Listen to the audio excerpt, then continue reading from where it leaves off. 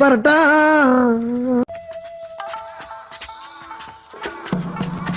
ஏய், நாம வந்துட்டோம். இதுதான் கூபிசாக்கி பாசா?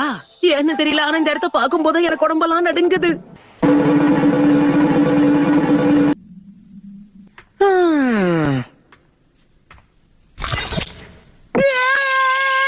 என்னாச்சு? பைனாகுழி எதுக்கு கத்தி எங்களை பயமுறுத்துற? அந்த பெயிண்டிங்ல இருக்கிற கண்ணு இப்ப அசைஞ்சது. என்ன பேசுற நீ? பெயிண்டிங் எப்படி அசையும்? அட தூக்கத்துல இருந்து எந்திரிச்சு வந்துட்டியா?